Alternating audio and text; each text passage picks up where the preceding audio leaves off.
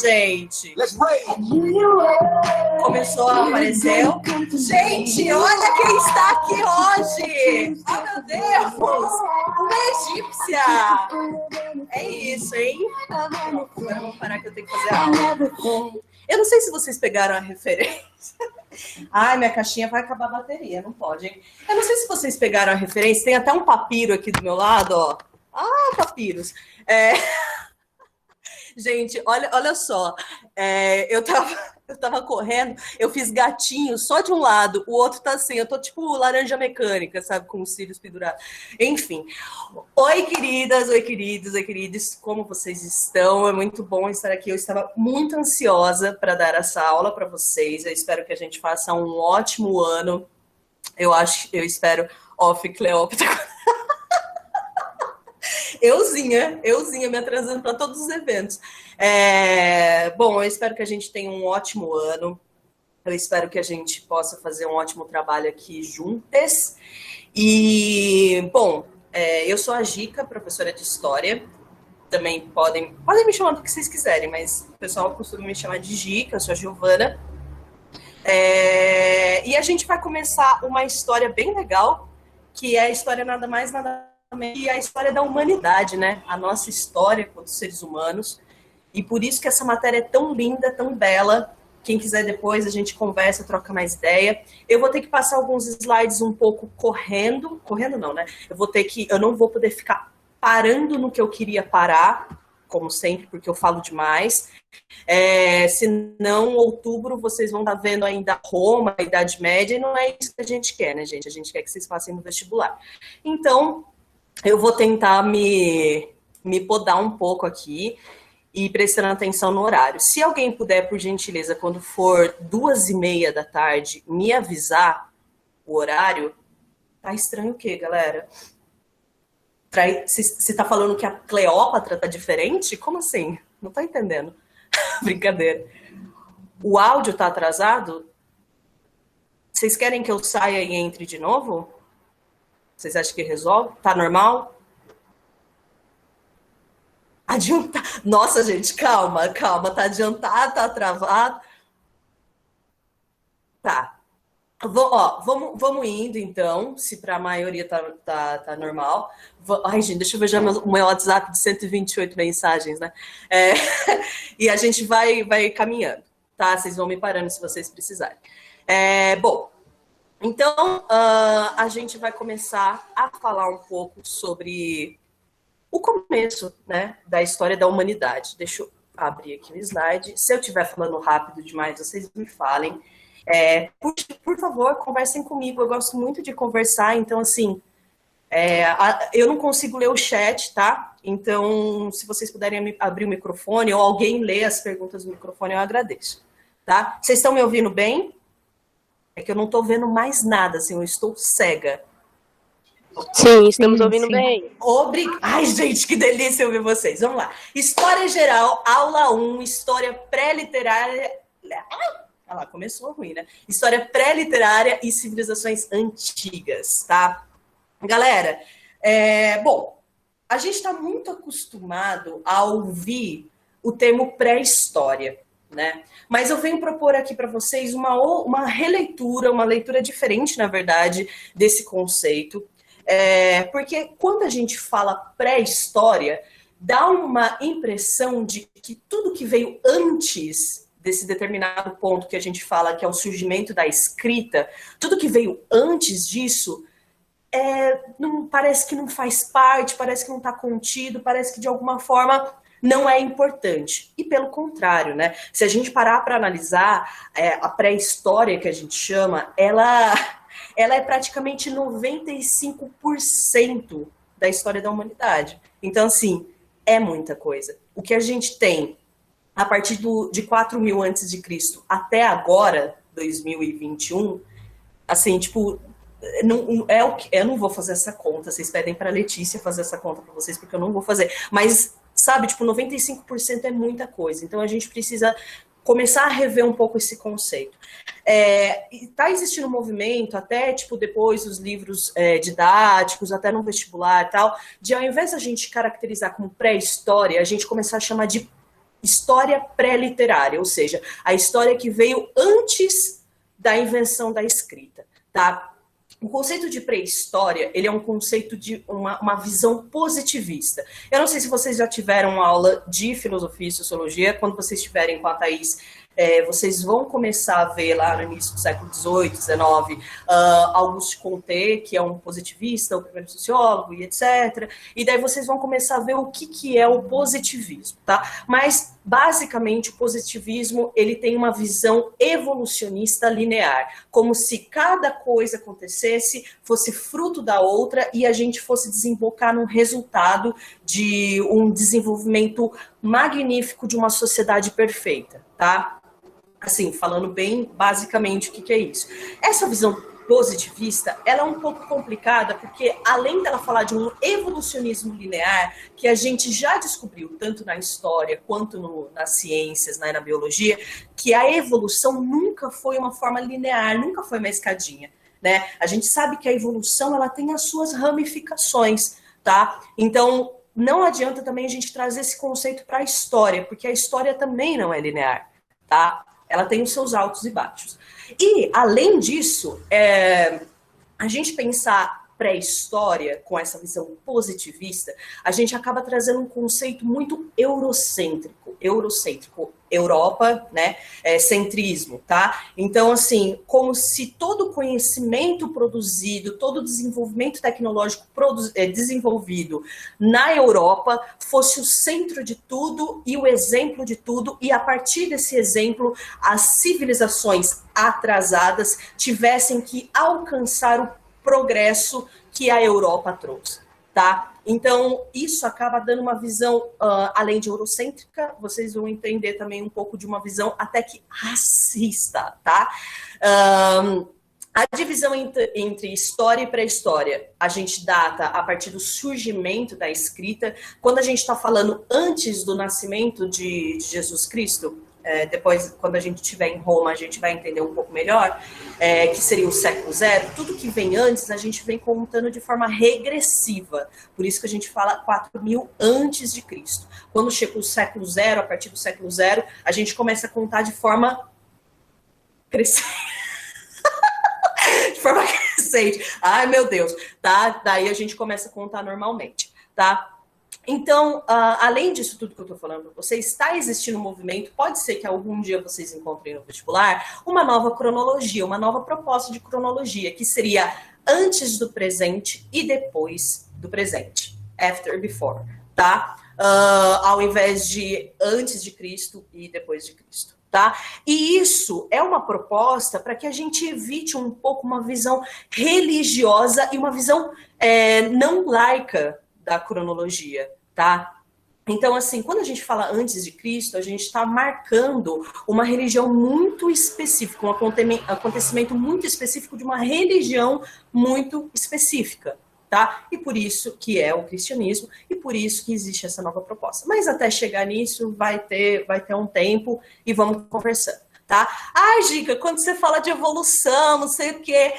Gente, assim, a gente pega e fala assim, nossa, a gente é Pokémon, então...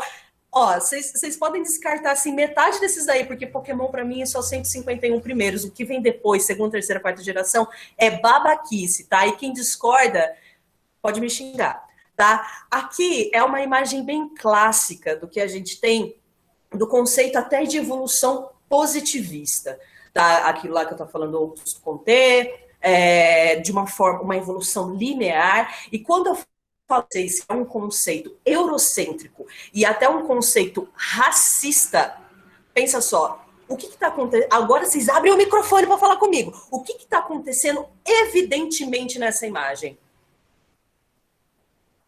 Os macacos evoluindo para ser homo sapiens? Ou homens? Isso, homens. Mas além disso, vocês conseguem perceber mais alguma coisa? No termo do racismo, seria a mudança de cor. Ótimo! Quem que tá falando? A Ana. Alô, diga olá como vai, Galisteu, não diga alô. Ana, parabéns, é isso mesmo. No conceito que a gente está falando eurocêntrico e racista, né, racial da coisa, a gente está vendo, além de assim, além de uma imagem que ela não é verdadeira, ela não é verídica, porque não foi assim, não, a gente não veio do chimpanzé, a gente tem um ancestral em comum. Acho que vocês talvez até viram ou vão ver nessa aula daquele professor meio ruinzinho, né, o Guilherme, aquele que é dono do cursinho. Vocês vão ver que não é literalmente assim que aconteceu. E, além disso, a gente está falando quase que um conceito racial aqui, de um embranquecimento da população, né? Então, assim, gente, peraí, não é assim que aconteceu as coisas, né? Ah, então foi assim. Não, a gente volta que deu merda, mas tudo bem, a gente segue, né? A história pré-literária, então, ela propõe uma outra visão. O desenvolvimento de transformações, o conceito dela é o desenvolvimento de transformações biológicas e culturais anteriores ao desenvolvimento da escrita, tá? Ah, mas então você está falando que existia um desenvolvimento biológico e cultural antes de 4.000 a.C.? Sim. Sim, é isso mesmo que eu estou falando, tá? A visão evolucionária biológica. A gente vai aprofundar mais isso numa aula especial que eu e o Gui vamos dar para vocês, tá? O culturalismo, o que é o culturalismo? A cultura como um ponto central para o desenvolvimento das organizações humanas, tá? Um conceito que a gente tem, que a partir do desenvolvimento biológico do ser humano, a gente começa a ter a capacidade de cognição, ou seja, a produção e a execução de novos conhecimentos, a capacidade cognitiva, além também do nosso uso do polegar opositor, que, tipo, a gente tem essa característica que ela é muito importante para nós, seres humanos. A partir do uso do polegar opositor, a gente consegue, de fato, começar a manusear instrumentos, objetos, artefatos. E hoje, a gente consegue fazer tudo que a gente consegue fazer com a mão em formato de pinça, inclusive, tá? Para além disso, a gente tem o desenvolvimento da linguagem, a transmissão para gerações futuras, tá? Então, a linguagem, ela é importante? Ela é, mas ela também não é unicamente e exclusiva, tá? Aqui, então, ao invés da gente ver aquela imagem do chimpanzé e do homem que vai embranquecendo, aqui a gente tem, de fato, o desenvolvimento biológico das coisas, tá? A gente tem... que legal, eu tenho um apontador. Não sabia disso. Sair. Não, gente. Mas que burra. Ai, gente, calma, a professora tem 2 graduações, não sabe mexer com o negócio. Vamos lá. A gente tem, então, um ancestral em comum, que essa barrinha não vai deixar eu ver. Eu não sei se eu soubesse falar, tá? E a gente vai se desenvolvendo. E é muito louco, quando eu falo para vocês... voltou. Não voltou. Ai, que burra. Quando eu falo para vocês da história não linear, porque, assim, se a gente volta nessa imagem, a gente pensa que uma coisa aconteceu após a outra finalizar, certo? Primeiro veio o chimpanzé, daí acabou, daí veio o Homo erectus, o Homo habilis, o Neandertal, e daí depois o Homo sapiens, e depois o Homo sapiens sapiens, o homem que sabe, tá? Aqui, essa imagem, ela prova que não. Ela prova que foi possível a vivência, a experiência de várias dessas ramificações no mesmo período. Ó o Homo habilis vivendo no mesmo tempo que esse Paranthropus aqui, tá? Ó o Homo erectus, assim, ainda convivendo um pouco com o Homo habilis, ó o Homo sapiens, ainda que ele se desenvolveu mais que o Neandertal, eles também puderam viver quase que no mesmo período. Então, tá vendo? Isso não é linearidade. Eles estão vivendo paralelamente, ok? Então, a história pré-literária, eu quero falar um pouquinho para vocês da periodização da história pré-literária, tá? Antes conhecida como pré-história. Esse período, a gente acaba caracterizando ele como Idade da Pedra, né? E como eu falei para vocês, ele equivale a 95% da história da humanidade, tá? E a gente divide essa Idade da Pedra, esse período da Pedra, em 2 grandes períodos, tá? O Paleolítico e o Neolítico.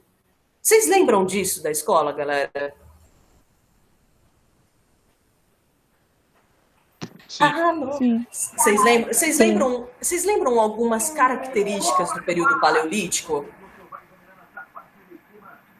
O paleolítico, eles ainda não tinham muito conhecimento, assim, de produzir as armas, pelo que eu sei, assim. E o neolítico já tinha, assim, por isso que fala pedra polida, porque eles já sabiam manusear mais os artefatos. Mais ou menos. Boa! Quem é você? Nossa, Gi, 1 ano de cursinho você não reconhece minha voz? Ai, meu Deus! Ai, eu sou péssima. Ai, gente, eu tô... Calma. A Meli. Eu ia chutar certo, hein? Meli, obrigada. Além disso, a gente tem mais algumas questões, né? O homem, ele não nasce sabendo a produzir fogo, né? A gente não sai do útero e fala assim, vou lascar uma pedra aqui e pega fogo, né? A gente não sabe isso. No período paleolítico, a gente sabe que pelo menos no paleolítico inferior, o homem não dominava o fogo ainda. No paleolítico superior, quase que mesclando com o neolítico, a gente tem o desenvolvimento, né, a produção do fogo, a descoberta do fogo. Eu recomendo para vocês assistirem um filme que chama A Guerra do Fogo, tá? Depois eu vou deixar lá no nosso grupo. É um filme bem legal. Não precisa colocar legenda, porque não tem falas, né? Assim, falas entendíveis. E vocês vão ver que como que foi esse período, essa conquista, como, né, os estudos mostram isso. Ele é bem legal. Então, gente, o período paleolítico, paleo, velho, lítico, pedra, tá? Idade da pedra velha, ou a pedra lascada. Como a Meli mesmo falou, a galera ainda não tinha um entendimento de como moldar melhor os seus artefatos, os seus objetos, tá? E neolítico, novo lítico, pedra, idade da pedra nova, idade da pedra polida, tá?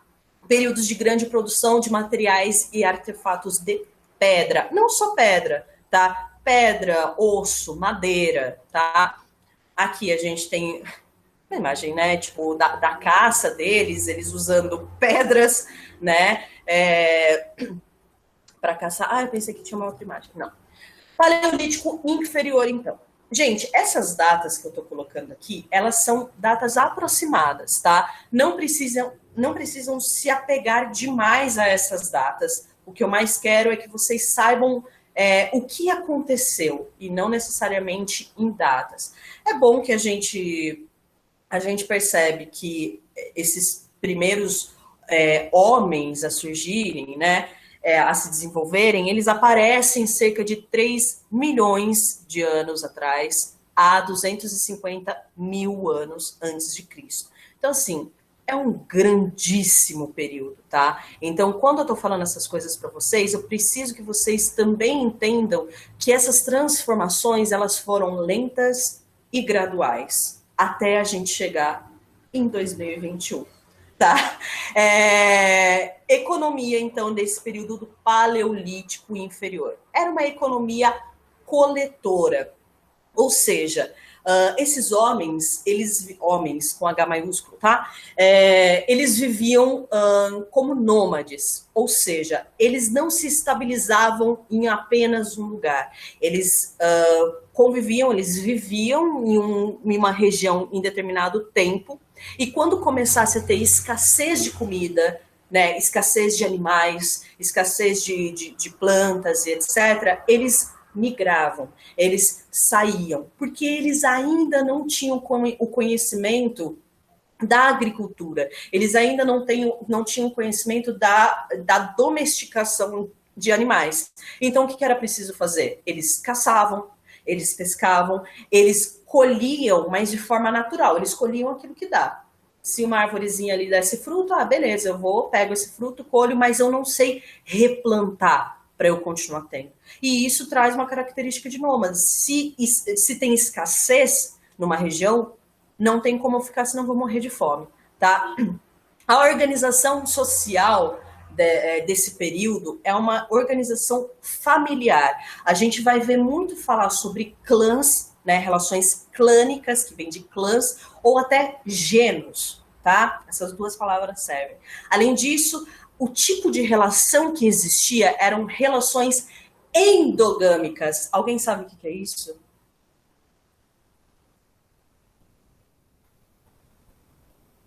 Não. Gente. Da mesma Não. família? Boa, da mesma família. Endo, dentro, tá? Endogâmicas. Então, as relações eram dentro da própria família. Ai, Gica, mas isso não vai ter um problema de material genético e não sei o que, o desenvolvimento? Vai. E por isso que outros clãs, outros gêneros que vão começar a ter relações exogâmicas fora, vão começar a ter uma diversidade no material genético, tá bom? E isso Darwin explica a seleção natural, ok? A divisão do trabalho era uma divisão sexual. Vamos colocar aqui um ponto que a gente está falando de machos e fêmeas, porque homens e mulheres são construções sociais e culturais. Então, a gente está falando de um período onde não existia esses conceitos, não existiam esses conceitos sociais. Então, a gente está falando de espécie, a gente está falando de macho, fêmea, e a gente está falando também que a divisão acabava sendo feita até por uma questão de preservação da espécie, né? Existem alguns estudos que falam que as mulheres eram mais coletoras, até para elas não irem à caça e correrem o risco de serem mortas, para conseguir preservar a espécie, porque é ela que gera. Mas recentemente eu também li algumas coisas falando que as mulheres também eram caçadoras. Então, assim, é um período que a gente ainda está descobrindo muitas coisas, tá? Mas o importante é saber que a divisão era sexual, tá? E não existia a descoberta do fogo. Os homens não dominavam o fogo. Gente, até aqui tudo bem. Eu tô falando muito rápido. Está dando para entender? Vocês querem que eu volte alguma coisa? Pode Eles voltar nessa caçavam parte de a carne, divisão né? sexual. Oi? Eles caçavam a carne e comiam cru. Sim, exatamente. Cheio de bactéria, pus, infecções. É sério, é sério. É sério, isso vai, eu já vou falar sobre isso. Professora, Oi? pode voltar nessa parte da divisão sexual aí do trabalho. Sim. O que a gente sabe até então, ainda existem muitos estudos para aprofundar, é que a divisão sexual do trabalho era dividida entre machos e fêmeas. Ou seja, os machos, eles iam para a caça, eles iam caçar os bisões. Gente, não tinha dinossauro nesse período, tá? Não acreditem nos desenhos da Disney que tem gente com dinossauro, gente, senão a gente já teria sido extinto há muito tempo, tá? Mas eles iam caçar, tá? Dinossauro doida, iam caçar bisões, mamutes, etc, tá? E quem geralmente fazia isso eram os homens, tá? Os homens, agora com o conceito que a gente tem de gênero, de construção social, mas a gente pode caracterizar como machos. Por quê? Caso essas caças elas acabavam sendo muito perigosas, porque eram animais gigantes, eram animais selvagens, então assim, corria muito risco desses homens, esses machos, irem em bando, mas acabar tendo a morte deles, da maioria, porque são animais selvagens. Tá? Então, assim, se eles morressem, se uma parcela dos homens morressem, ainda ia existir as mulheres com outros homens, se reproduziriam com outros homens, para fazer a reprodução da espécie, para manter a espécie. Agora, se só as mulheres fossem à caça, elas poderiam também morrer, e daí com isso não desenvolveriam a espécie, porque são as mulheres que gerem, tá? Deu para entender mais ou menos? Oi? E também tem a questão de que as mulheres ficavam mais grávidas naquela época, né? Ou seja, elas estavam grávidas ou tinha neném amamentando, essas coisas. Exato, né? Exato. Imagina, não tinha camisinha, galera. Por isso agora tem encapem quando forem usar, tá? É importante, não é legal né? Quem não quer ficar grávida não é legal. Gente, é isso mesmo. Aí eu ia fazer uma piada, mas, ó, tem menor aqui, eu não posso fazer piada. Gente, então assim, Isso é muito importante, eu não sei quem falou, mas isso é muito importante, porque a mulher, ela também tem essa coisa do gerar, né, e do cuidar, de amamentar, não é que a responsabilidade seja só dela, mas no negócio de cuidar ali do amamentar e etc, tá? Então acaba sendo uma preservação da espécie, tá? É isso que a gente sabe por enquanto até agora. Ok? Deu para entender essa divisão sexual do trabalho? Sim, obrigada. Imagina. Então, beleza. Não dominação do fogo, o homem ainda não tinha conhecimento. Aqui eu trouxe alguns artefatos, né, da pedra lascada, tá? Então, ainda o homem tentando desenvolver outros conhecimentos. E agora a gente vai para o Paleolítico Superior, ou seja, vai de mais ou menos 50.000 a 15.000 antes de Cristo, tá? A gente está chegando cada vez mais próximo aí do século zero, tá? E nesse período, gente, é muito, muito legal a gente pensar no desenvolvimento biológico do homem, que de Homo sapiens, homem que sabe, ele acaba com as evoluções biológicas, a gente acaba atingindo o que a gente é hoje, Homo sapiens, sapiens, homem que sabe, tá?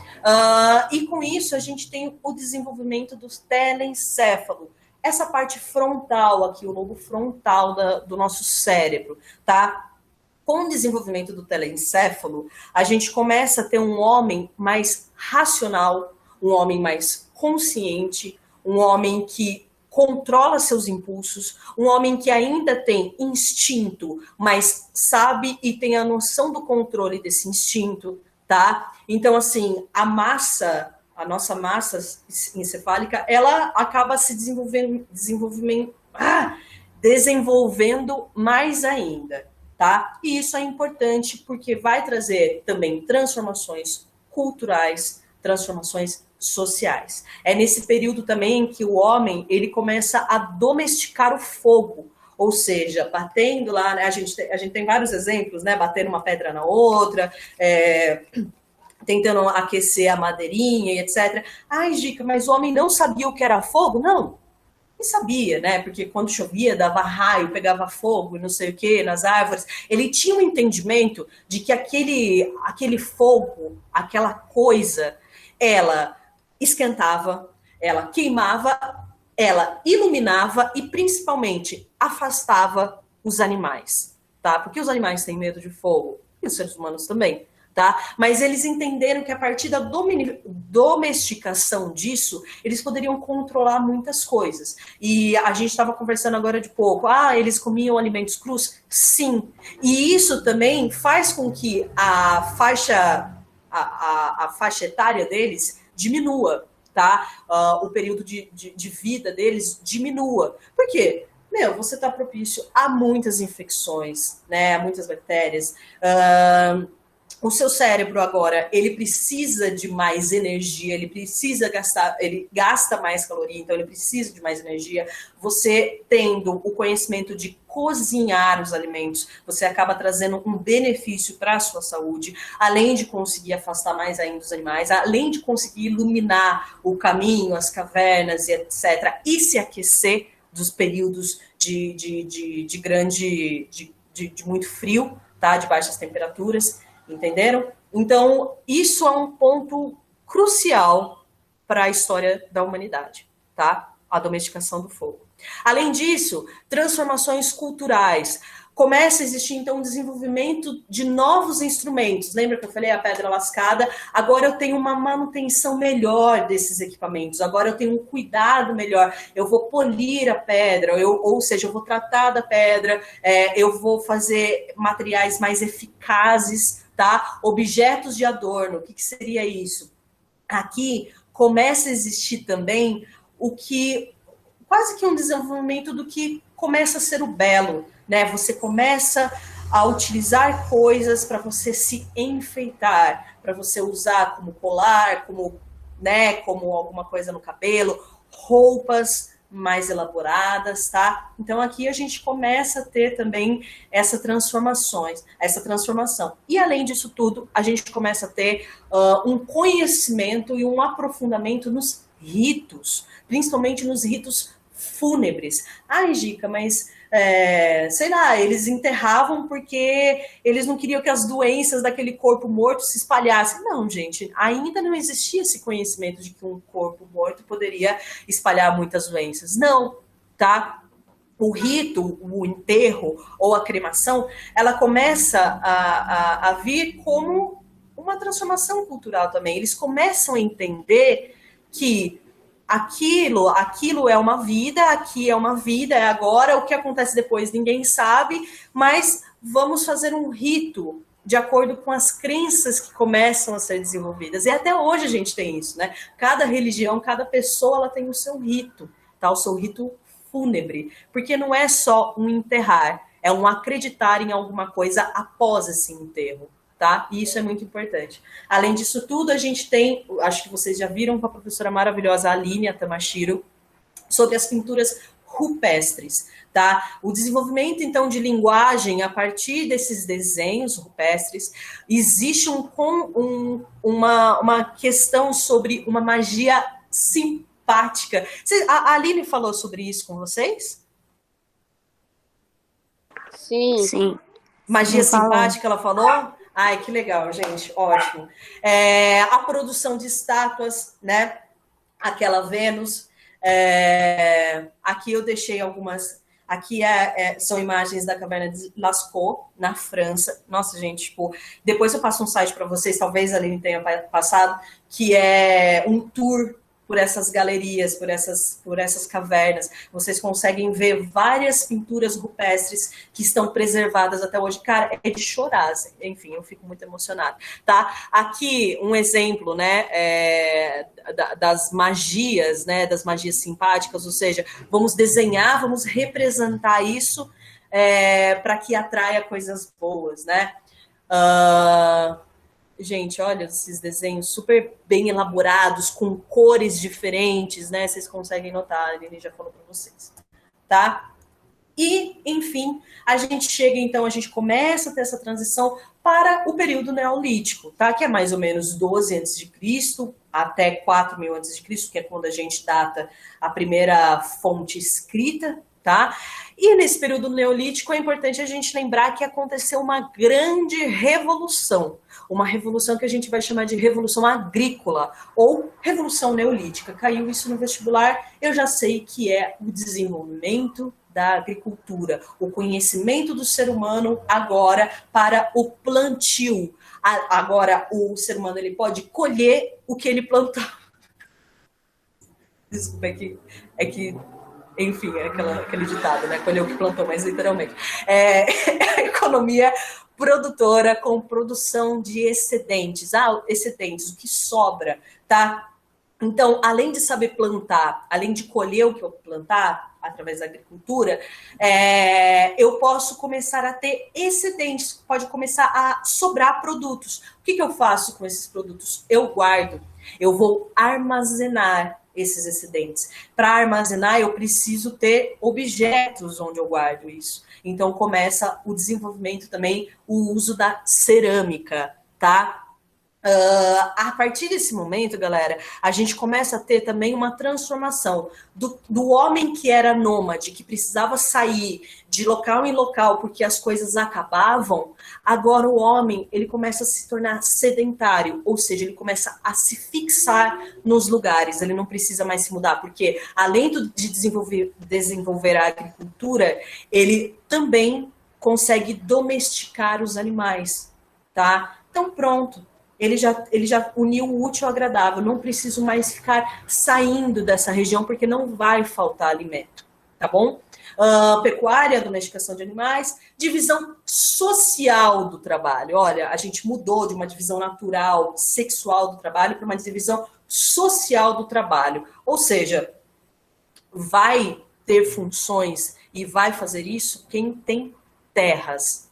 A gente já está mudando o conceito. Porque antes a gente podia falar de um comunismo primitivo. Não tem nada a ver com o comunismo que surge no século XIX, tá? Mas uma terra em comum para todo mundo, ali no Paleolítico. Agora, a gente já tem um conceito um pouco diferente. Se a gente está falando do desenvolvimento da agricultura, a gente está falando de terras e do uso das terras, e também de um novo conceito que começa a ser a propriedade privada, que um pouquinho posterior a isso começa a ser a propriedade privada. Então, a divisão social do trabalho, quem vai trabalhar nas terras, quem vai ajudar na agricultura e tal, é quem tem as terras. Tá? Não necessariamente mais macho e fêmea, mas sim proprietários. Tá? Revolução urbana também começa a acontecer nesse período, ou seja, o surgimento das primeiras cidades, então aqueles clãs que antes saíam de um lado para o outro, começaram a se fixar, começaram a formar as suas primeiras vilas, né, os seus primeiros genos, os seus primeiros nomos, tá? E a partir disso, isso foi crescendo, as relações com isso começaram a ser exogâmicas, ou seja, para fora do eixo e do núcleo familiar, tá? Então a gente começa a ter as primeiras cidades, a exogamia traz consigo a poliandria ou a poligenia. A poliandria vamos pensar no conceito de poligamia, vários parceiros. A poliandria é quando uma mulher tem vários parceiros e a poligenia é quando um homem tem várias parceiras, tá? Nesse caso. O desenvolvimento do tear, né, fazer os tecidos, lidar com os tecidos, roupas, a olaria, né, a cerâmica, etc., o barro, tá? Metalurgia, a idade dos metais. Giga, Red Hot Chili Peppers, AC/DC, Iron Man, não sei o quê. É isso mesmo, tá? 6.000 antes de Cristo. Começa, então, a idade dos metais, então você começa a ver o homem fundindo um metal com o outro para você ter essa fusão e você ter um melhor desenvolvimento desses objetos de caça, tá? Então, basicamente é isso. Alguém ligou o microfone? Alguém quer falar alguma coisa? Ou eu tive a impressão disso? Não? Tá. Por enquanto, não. Tá. Fim do período pré-literário, então, galera. O surgimento da escrita, aproximadamente 4.000 a.C., tá? Com o surgimento da escrita, é muito bom que vocês saibam que a escrita ela está intrinsecamente ligada com a formação dos estados, tá? Só é possível ter um estado, ter o desenvolvimento de uma sociedade a partir da criação e do surgimento da escrita. Porque a escrita, vamos pensar, até então, as regras de convivência, não sei o quê, as tradições, o que tinha de conhecimento nas outras sociedades, era um conhecimento oral, né, passado de geração em geração. Mas o oral também se perde em algum lugar. E por isso que o surgimento da escrita, ele garante o registro das coisas. E a partir do registro das coisas, você começa a desenvolver até...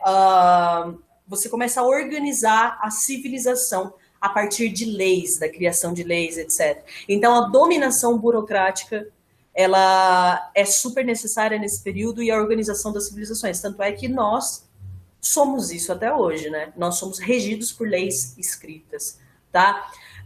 Então, só para vocês entenderem, para a gente finalizar esse tópico, a formação, a partir do momento, então, do surgimento da escrita, foi possível a formação das organizações políticas, que a gente também chama de estados. A gente começa hoje a chamar de estados, tá?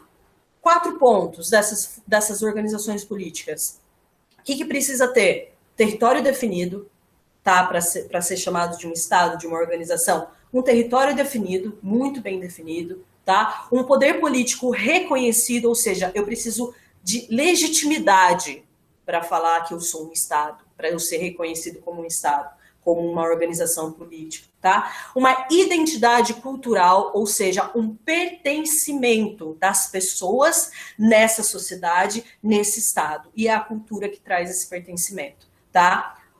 Ou seja, a mesma língua, ou a mesma religião, ou o mesmo conceito filosófico das coisas, né? Trazendo um pouco mais contemporâneo, tá?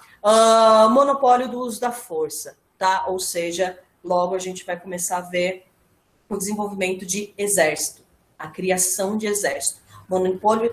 Monopólio da força do uso da força, ele garante, ele legitima também esse poder político reconhecido, porque, enfim, você precisa ter um poderio bélico em caso de confrontos e guerras. Tá bom, galera? Até aqui, tudo bem? Tudo certo. Beleza. Então, eu vou começar, a gente vai entrar em civilizações antigas. Depois eu vou deixar esse slide para vocês, não se preocupem. Aqui, gente, é só um pequeno modelo de divisão dos períodos históricos, tá? Ah, Gica, mas foi exatamente assim? Não, a gente usa isso de uma forma mais didática, para ficar um pouco mais fácil da gente entender e também a gente começar a responder coisas no vestibular, tá? Mas então, nesse momento, a gente está saindo daqui, ó, de 4.000 a.C., tá? E a gente está entrando no período da Antiguidade Oriental Asiática. No meio desse período aqui, existe a Antiguidade Clássica, que é Grécia e Roma, e que a gente vai falar nas próximas aulas, tá? O meu intuito é que até o final do ano vocês tenham isso de cabeça, mas não decorado, e sim porque sabem, tá? E isso facilita muito na hora do vestibular, tanto para história geral, né? História geral, história do Brasil, filosofia, sociologia e literatura, tá bom? Então, vamos lá. A gente vai falar um pouquinho sobre modos de produção. Já falei, então, que a história ela não é linear. Ela pode ter, segundo Karl Marx, questões de causa e efeito, tá? Mas ela não necessariamente vai ser uma coisa acontecendo atrás da outra para a gente chegar no ideal de uma sociedade, porque não existe uma sociedade ideal, tá? A gente começa a estudar história e começa a analisar os modos de produção de cada período. O que são modos de produção? É um conceito central da teoria marxista.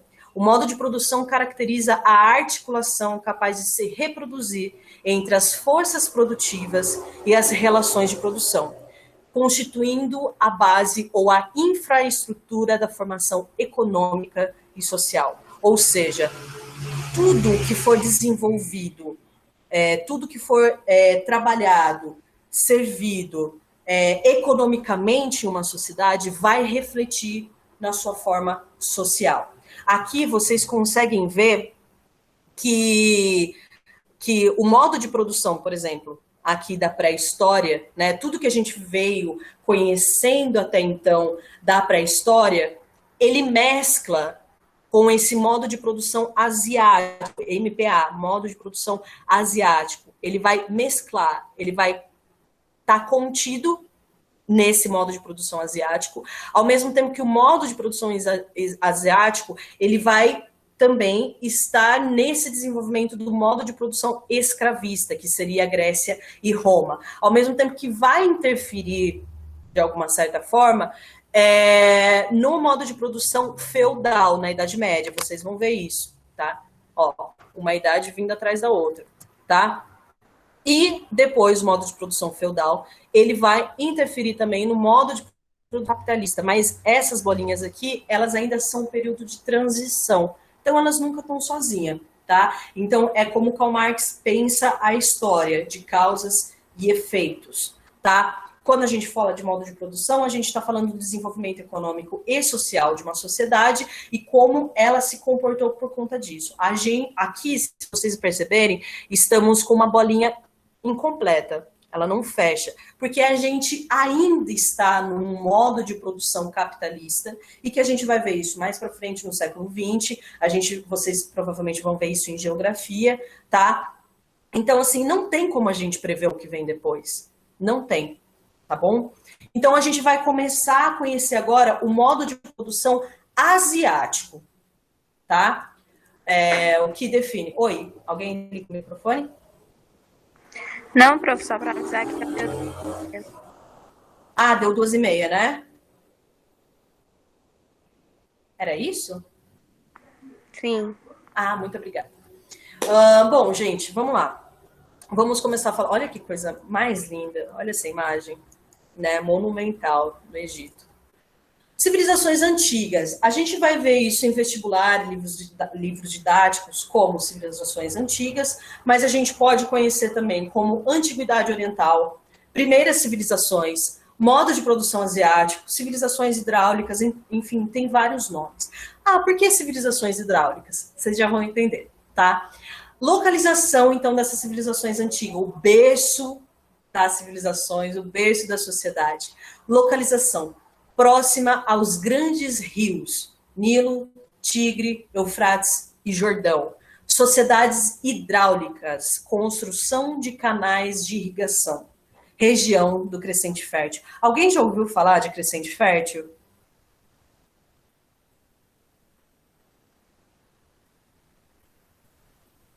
Oi? Sim. Vocês lembram o que é essa Crescente Fértil? Por que leva esse nome? Eu já esqueci. Porque são as regiões que banham esses rios, tipo, as cidades, né? Em volta. Boa, boa. E a gente não pode esquecer que aqueles homens ali da história pré-literária, eles começam a se fixar, a se tornar sedentários, porque eles começam a se fixar nas regiões onde é possível o desenvolvimento de uma agricultura. Para o desenvolvimento da agricultura, eu preciso ter terras férteis. Terras férteis geralmente ficam perto de rios, de grandes rios, ou eu preciso ter uma boa irrigação para que possa desenvolver essa agricultura, não é? Então, a gente, é que eu pensei que eu ia falar. Então, a gente está conhecendo agora o que a gente chama de crescente Professora. fértil. Oi. Desculpa o barulho aqui no fundo, minha mãe tá escutando Imagina. música. Então, a palavra que você acabou de falar sobre ficar em algum lugar. Sedentário. Isso. Então, sedentarismo não tem a ver com preguiça, é mais sobre ficar estacionado.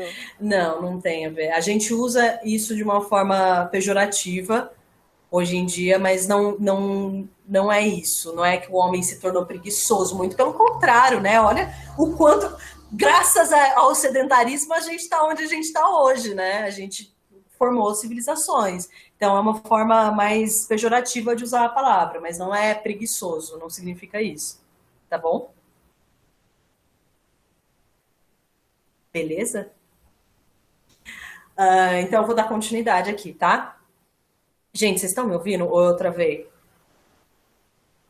Tá normal. Tá.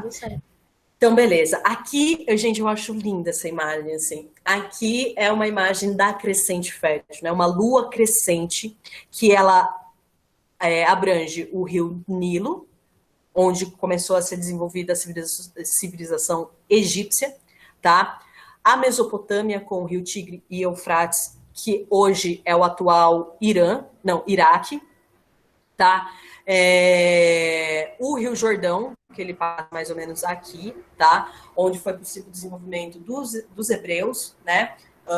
Dos fenícios, dos persas, etc. Tá bom? Então, só foi possível o desenvolvimento dessas civilizações com a sedentarização próximo a esses grandes rios, tá? Aqui é uma imagem um pouco melhorzinha, tá? Para vocês se localizarem, que é o Mar Mediterrâneo, para cima é a Europa, tá? Oeste europeu aqui.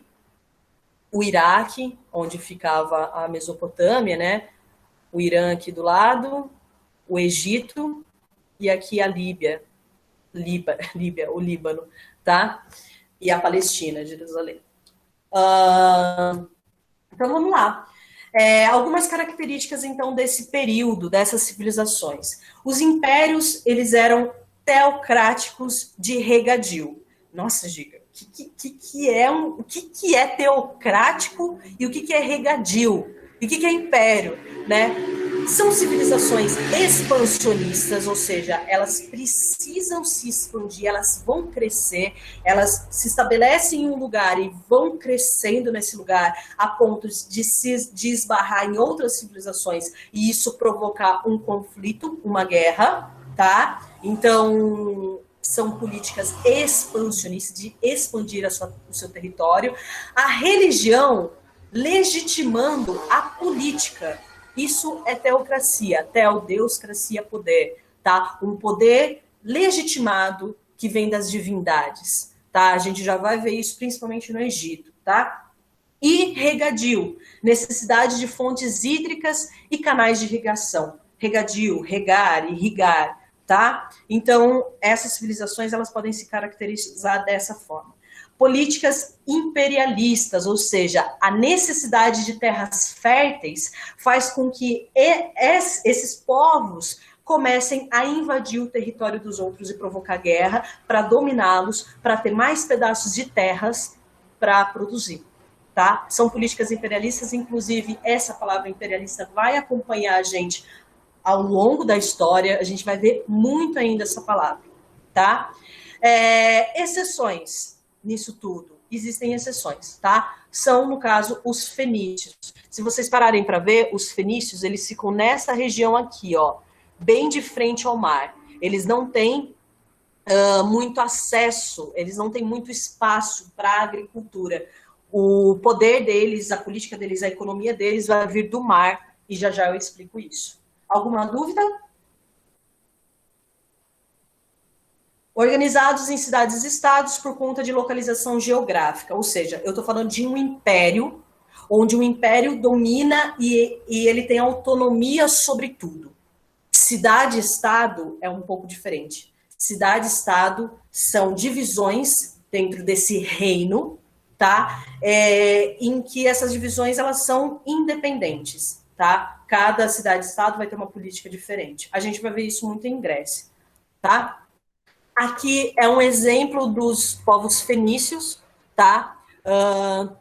A extensão, gente, se a gente parar para analisar a extensão que eles, né, tipo, do comércio deles, do comércio marítimo, onde eles faziam feitorias, né? Eles iam parando no mar Mediterrâneo inteiro e há relatos também, né? Tipo, há estudos que falam que eles chegaram na Inglaterra com a tecnologia que eles tinham, tá? Ou seja, eles tinham bastante cedros, aquelas árvores, e com os cedros eles faziam os seus barcos e começavam a navegar e fazer comércio com todos os povos ali ao redor do Mediterrâneo, tá? E isso vai refletir em Roma, e a gente vai conversar sobre isso, tá? Sociedade. Nossa, gente, a imagem tá péssima, eu tirei essa imagem do História Online, depois eu indico esse site para vocês, que é muito bom, tá? No Egito, a gente tem uma divisão social muito semelhante ao que a gente vai ver na Mesopotâmia, que vai ser muito semelhante às divisões sociais que vão existir ao longo desse período, tá? No Egito, como é um pouco como, enfim, de conhecimento da maioria, no Egito a gente tinha uma figura principal, né, chamada Faraó, que seria o imperador, o deus vivo na Terra. Ele, a sua família real, estavam no topo dessa pirâmide. É legal a gente pensar num conceito de pirâmide, galera, como um conceito hierárquico.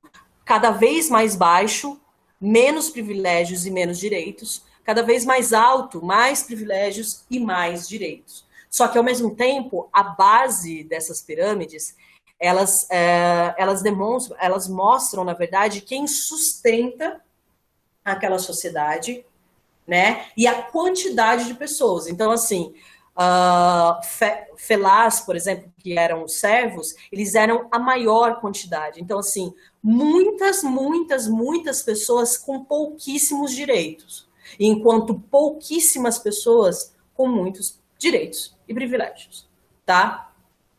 No Egito, então, a gente tem no topo o faraó, a família real, tá? Um pouco abaixo, a gente tem os sacerdotes, que eram líderes religiosos, que tinham um grande poder e uma grande influência na sociedade, porque vamos pensar, né? Os egípcios, eles tinham muitos deuses, a gente chama, né?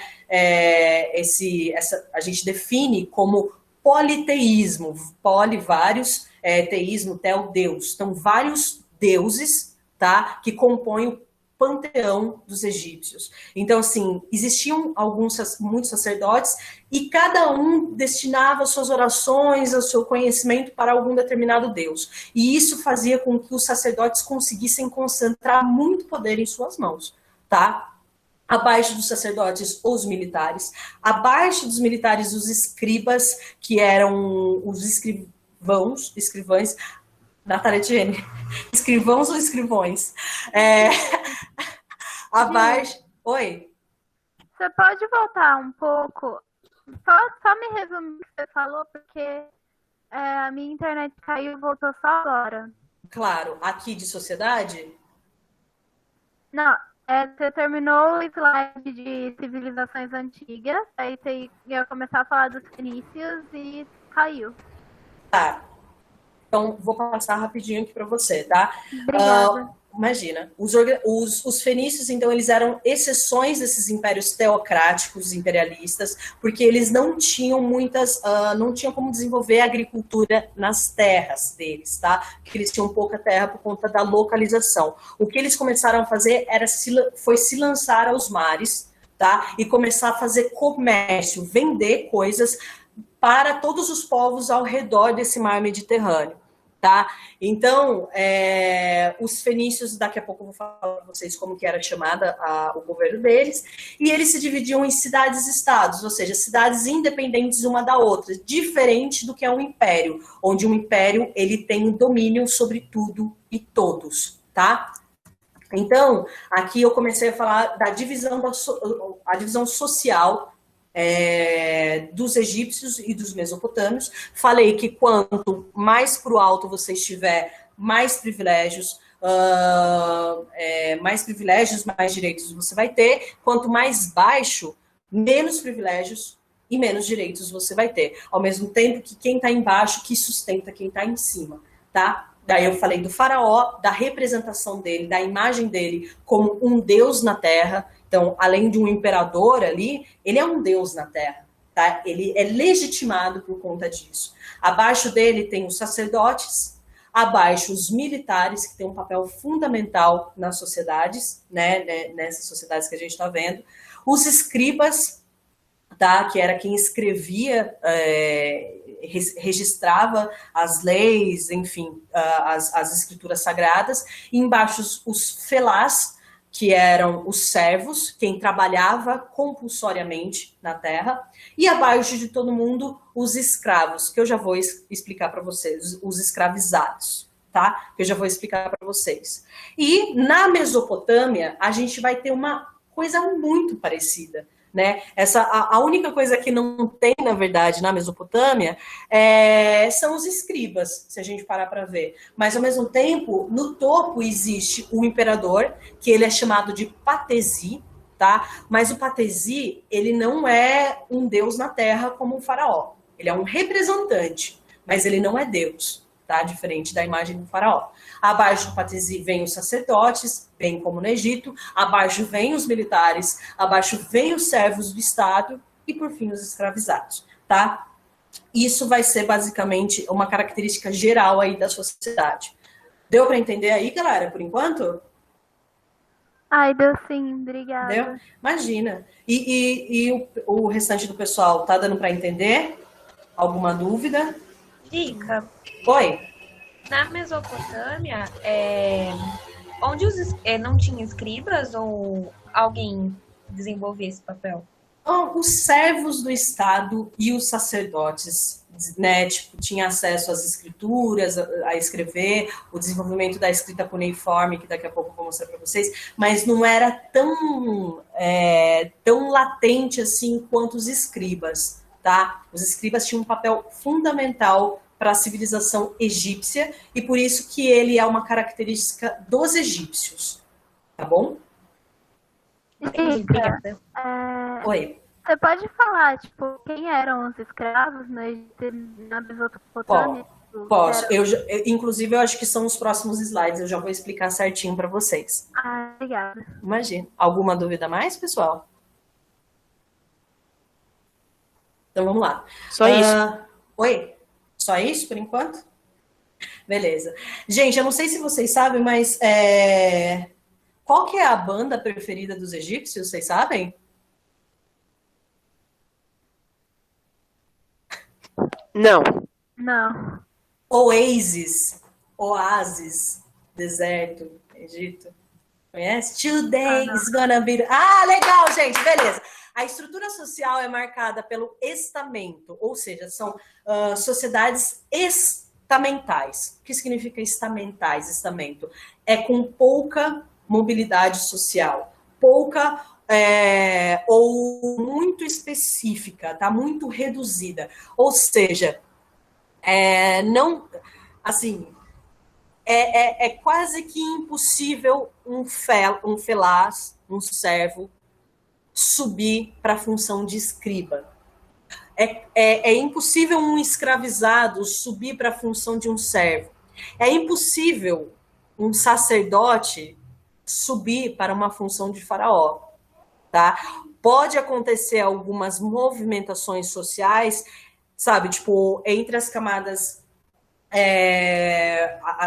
um pouco mais privilegiadas, ali pode ter uma movimentação outra, mas assim, é cargo e nunca vai ser tipo ser da família real, a não ser que você, enfim, a família real casava entre si, né, para manter a dinastia.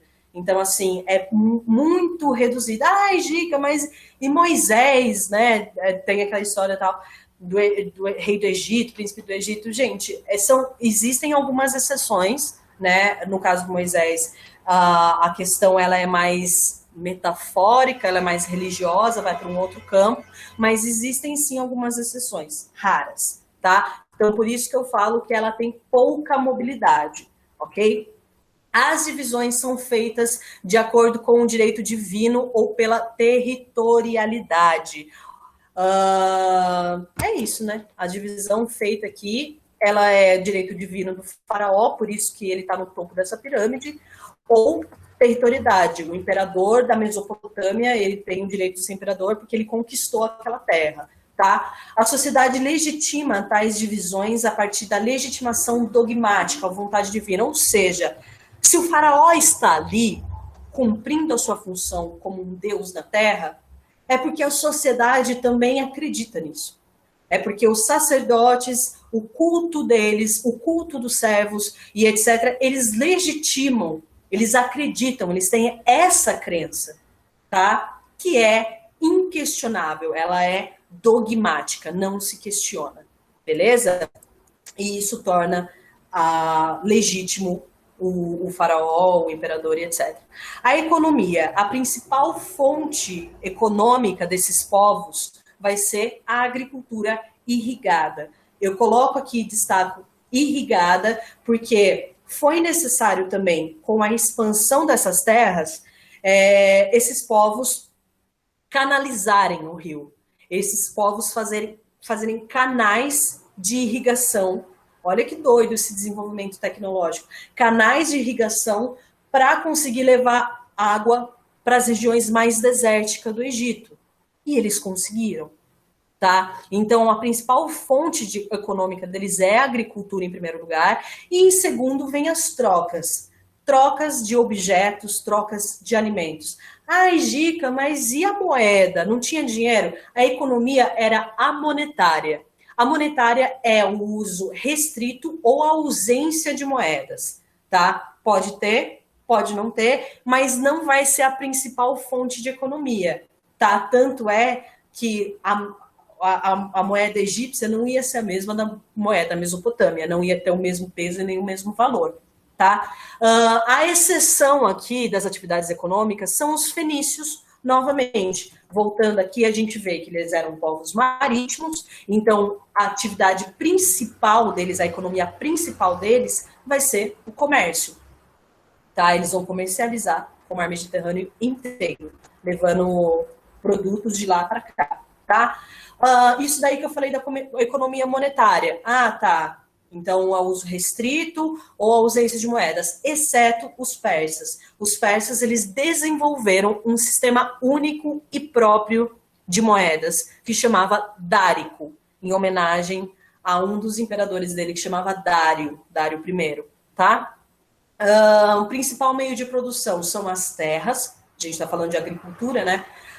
E essas terras, elas são propriedades do Estado, ou seja, todo mundo aqui, galera, todo mundo aqui serve ao Estado, tá? Paga imposto ao Estado. O faraó, ele trabalha para o Estado, tá? Ele é o imperador, ele é o Deus na terra, não sei o quê, mas as terras não são deles. A terra é do Estado, tá bom?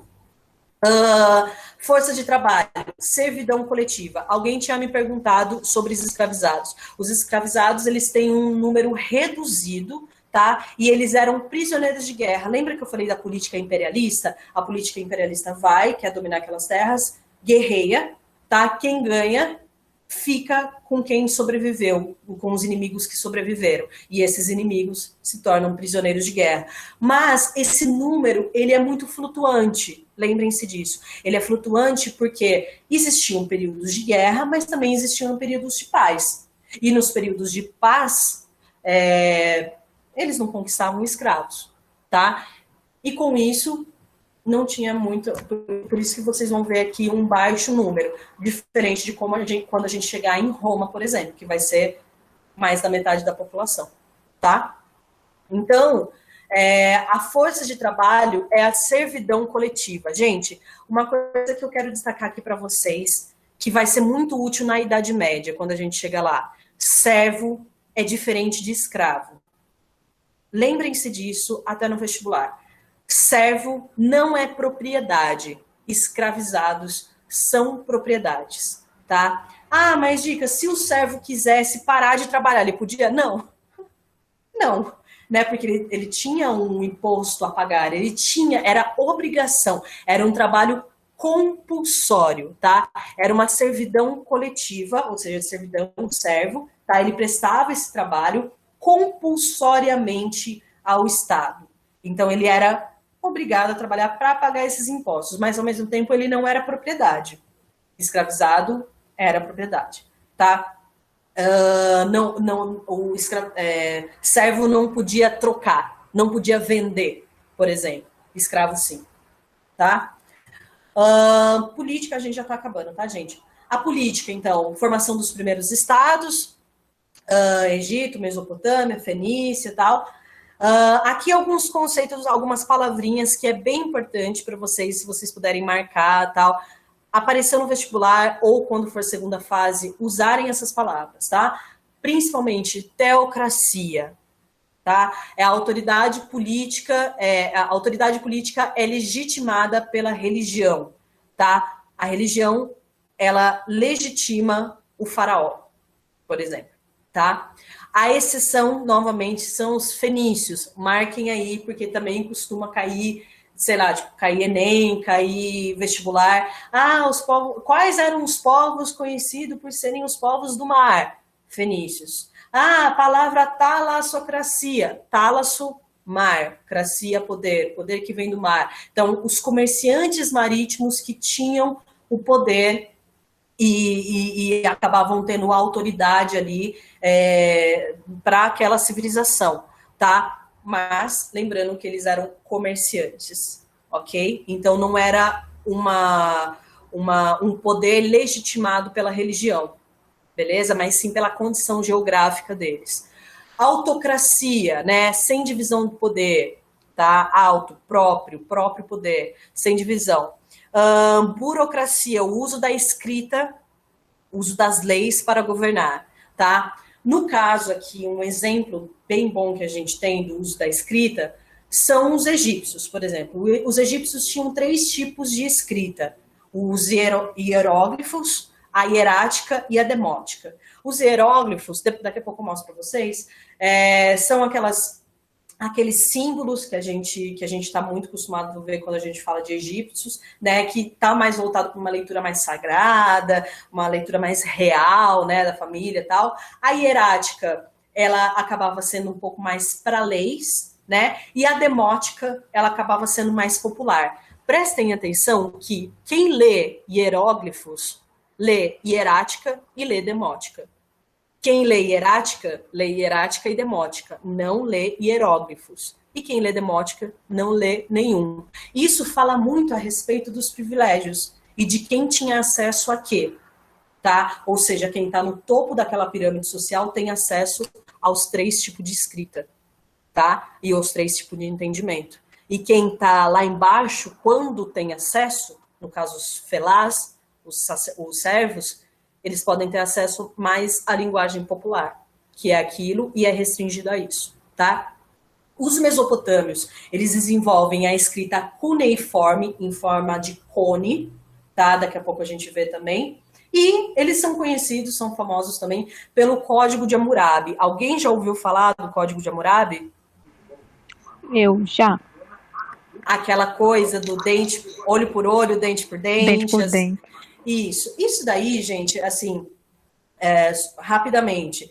Esse Código de Hammurabi, ele foi um conjunto de leis, ele é um famoso conjunto de leis, quase que um dos primeiros a ser feito, né, pelos povos mesopotâmios, e que é um conjunto de leis muito que privilegia muito uns e prejudica muito outros, né? Porque se alguém da alta sociedade ali, que estava no topo da pirâmide, cometesse alguma coisa, não ia acontecer nada com ele.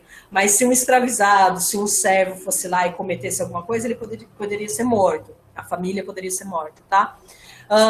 Os fenícios, eles desenvolveram um alfabeto fonético, tá? Inclusive, é a partir desse alfabeto que os gregos, os romanos começam a interferir, e hoje a gente tem o que a gente conhece de alfabeto hoje. Então, começou lá com os fenícios, tá? Eles precisaram desenvolver uma escrita, uma linguagem que funcionasse para eles e também para os povos, para entender os povos ao redor ali do Mar Mediterrâneo, para eles fazerem uma coisa padronizada, uma venda padronizada e um entendimento padronizado, tá? Os persas aqui. Criação de estradas reais e sistema de correio para facilitar a cobrança de impostos. Sim, os persas fizeram isso, eles criaram estradas reais e correio para ter uma cobrança mais efetiva dos impostos, tá? Então, se tem correio hoje, agradeço os persas. E, por fim, a cultura e a religião. Então, eu já falei para vocês, politeísmo, vários deuses, né? A crença em vários deuses. Lembrem-se que esses deuses, eles tinham características híbridas, ou seja, uma mistura entre humanos e animais. Acho que vocês já viram alguns deuses egípcios, né? Esse daqui é o Osíris, cabeça de chacal, corpo humano. Essa característica chama antropozoomorfia, tá? Antropo, homem, zoo, animal, morfia, forma. Então, formas híbridas, ok? Exceção, os hebreus. Os hebreus são os povos que a gente vai conhecer como monoteístas, ou seja, o Deus deles, que seria o Deus que hoje é o Deus cristão, ele é antropomórfico, né? Ele é a imagem e semelhança do homem, tá? Então, ele não tem hibridismo, tá? Monoteísmo, a crença em um só Deus. Os hebreus, eles vão dar origem, eles vão ramificar em dois, né? Ao que a gente vai conhecer como judeus e posteriormente como os cristãos, no cristianismo, e os islâmicos também, que acreditam em Alá e em Maomé, tá? Isso a gente fala depois. Esses são também os persas, com uma religião dualista, tá? Depois, se vocês tiverem curiosidade, procura zoroastrismo, Zaratustra, tá? Assim falou Zaratustra e etc. Que é uma religião dos persas, um deus de duas cabeças, do bem e do mal, mas era uma figura humana apenas, tá? Importante eu destacar aqui para vocês, para a gente terminar, que o Egito, ele passou por uma fase monoteísta, mas muito rápida, tipo coisa de 30 anos, tá? Com o faraó Amenófis IV, tá? Ele tentou centralizar, ele tentou fazer uma reforma religiosa para conter o avanço do poder dos sacerdotes, já que eles acreditavam em vários deuses, ele tentou centralizar para a única figura a ser cultuada fosse ele, tá? Mas ele não deu muito certo, depois que ele morreu, veio Tutankhamon e daí voltou para o politeísmo, tá bom? Desenvolvimento, então, da medicina a partir da vida após a morte, tá? Mumificação, preservação do corpo, tudo que a gente conhece de múmia e etc. Poxa, isso é um puta desenvolvimento da medicina. É um puta conhecimento do que ser usado, tá? E de quais e do que tirar dentro do ser humano para não apodrecer. As vísceras, os órgãos, etc. Eles já tinham esse conhecimento, tá? E eles faziam isso. A matemática, sistema sexagesimal, ou seja, sistema baseado no número 60, tá? É o nosso sistema de horas, inclusive. A gente tem o sistema sexagesimal por conta dos mesopotâmios, tá? Dos sumérios, tá? E a astronomia ligada à agricultura, entender as estações para você entender a agricultura. A arquitetura, as pirâmides egípcias e os zigurates mesopotâmios que eu vou mostrar para vocês, que eram construções monumentais, e a literatura, o desenvolvimento da literatura, o livro dos mortos, no caso dos egípcios, né? O que acontece com você depois da morte, a epopeia de Gilgamesh, dos mesopotâmios, que no caso conta sobre uma história de um dilúvio que aconteceu, que o Deus dele fez, muito parecido com a história que a gente conhece do dilúvio cristão. O Pentateuco, que são os 5 primeiros testamentos da religião cristã, dos judeus, tá? E aqui eu deixei algumas imagens para vocês verem no final. Isso daqui é um zigurate, tá? É uma construção mesopotâmica, beleza? Gigantesca também, tão quanto a pirâmide. Aqui são algumas imagens dos egípcios. Aqui é Osíris, o deus da morte, pesando o coração dos mortos para ver se ele tinha o direito de entrar no reino deles. Aqui a gente tem também uma outra ilustração, um ritual fúnebre, na verdade. E, por enquanto, é só. Eu quero falar para vocês sobre muitas outras coisas, mas eu vou deixar para a próxima aula, que eu já estou atrasada. Mas finalmente consegui terminar. Oi, Meli. Pode falar. Eu acho que, é mais de curiosidade. Oi? Meli, você ficou travada para mim.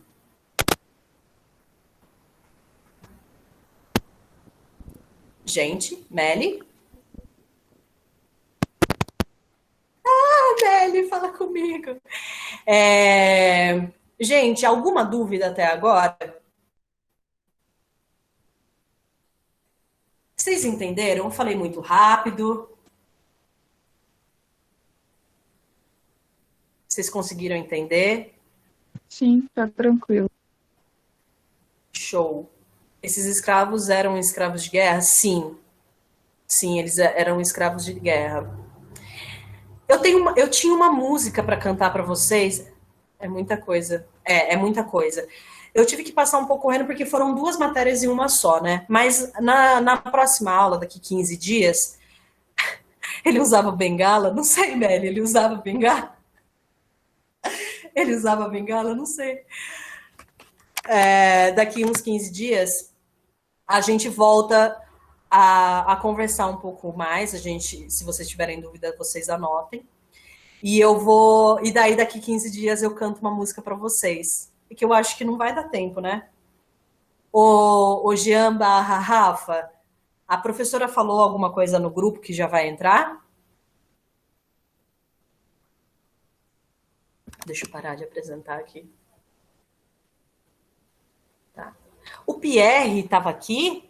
Meu Deus, ele podia... Ah lá, o Jean, você podia falar um pouco depois, né, sobre... Ele fez direito, então ele sabe também sobre as primeiras leis feitas. Jean foi nosso aluno maravilhoso, o Rafa também. Eu parei de coisa aqui, né?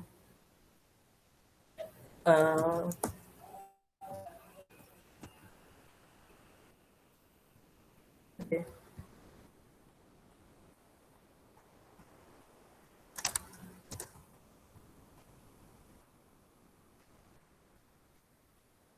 Alguém respondeu alguma coisa, gente? Então, eu só estou esperando para ver cadê a professora. Deixa eu aproveitar. Tá, a professora não falou nada. Então, deixa eu aproveitar e mostrar uma coisa aqui para vocês. Dos escribas. Eu tinha falado que eu ia mostrar, mas eu acabei não mostrando. Isso daqui, gente, é uma estátua de um escriba, tá? Eu acho que a Aline talvez fale isso com vocês, não sei. Mas o que a gente consegue analisar dessa imagem, assim, rapidamente, é uma imagem, é uma estátua estática. Ai, Giovana, toda estátua é estática. Sim, não. vocês vão ver que não, na verdade, tá? É uma imagem, é uma estátua estática, onde a posição desse escriba, onde a fisionomia desse escriba, ela é contemplativa, tá? Ele está aguardando ordens, ele está neutro, tá? Prestes a obedecer e cumprir com o seu serviço, tá? Isso é uma característica dessa civilização dos egípcios e também que fala muito sobre o período que a gente está comentando. Quando eu falo para vocês que existem imagens, estátuas que não são estáticas, cadê? Esse daqui é o Discóbulo, tá? É uma estátua grega e se vocês pararem para analisar, é uma estátua que ela tem movimento. Ele está prestes a lançar um disco, tá? Ele está com o seu corpo todo contorcido, ele já está preparado para lançar, tá? É quase que como se a imagem, se a gente segurasse a imagem e soltasse e ela fosse, tá? Isso diz muito a respeito da sociedade que a gente está falando, no caso aqui, dos gregos / romanos, tá? A gente vai ver essas características muito fortes nas próximas aulas, tá? E isso diz respeito à mobilidade social daquele período, tá? Quando a gente chegar nas civilizações clássicas, a gente vai ver que existe uma movimentação maior, existe ao invés de uma teocracia, ao invés de um teocentrismo, vai existir um antropocentrismo, né? Centrismo, centro, um Deus no centro, como ele rege essas civilizações que a gente acabou de ver, a gente vai ver um antropocentrismo, ou seja, o homem no centro das coisas, o homem como sujeito, tá bom? Era isso que eu queria mostrar, que eu acho bem bonita ela. Ele tá jogando frisbee? Sim. Cadê a outra professora? Quem que é agora? Acho que é o Leandro. Ah, ele já tá aqui, será? Gente, então... Esse é meu pai. O meu também sumiu. Eu não vou entrar nesse assunto agora.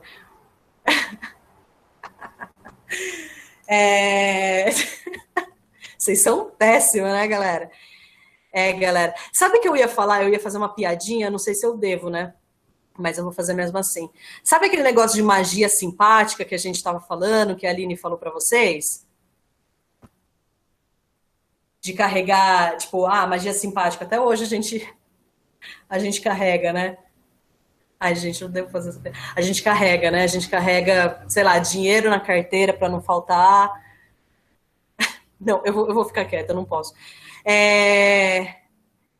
Gente, vocês costumam sair da aula? É isso?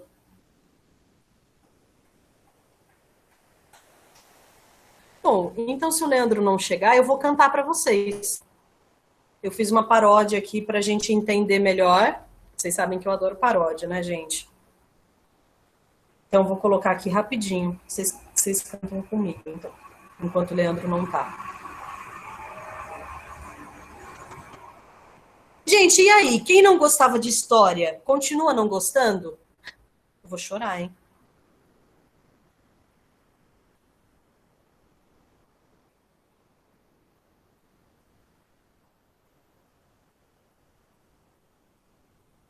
Gente, vocês estão aí? Ó, cadê? Sim.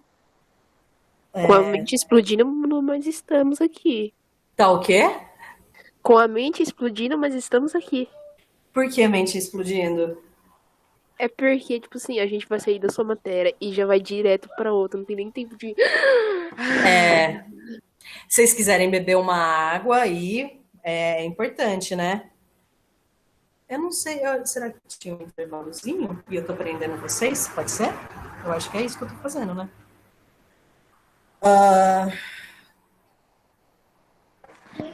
Professora, Oi? só uma dúvida. Na próxima aula vai aprofundar nesse conteúdo ou já sabe qual conteúdo vai ser? Pra eu dar uma olhadinha antes. a próxima aula vai ser sobre Grécia, tá? A gente vai dar uma continuidade. Vocês chegaram a ver ai, meu Deus. O meu cronograma? Eu fiz um cronograma para vocês. Eu posso te mandar depois, eu posso mandar no grupo, que daí vocês vão saber certinho o que vem nas próximas. Pode ser? Ah, sim. Pode ser. Obrigada. Fechou. Imagina. Gente, eu vou colocar então a música para vocês.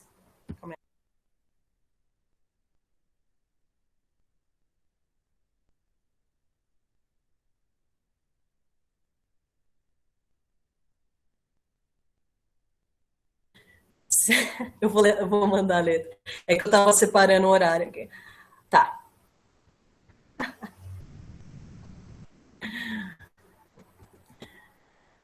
Gente, os povos mesopotâmios, existiram vários povos mesopotâmios, tá? Entre eles sumérios, acádios, os assírios, os caldeus, né?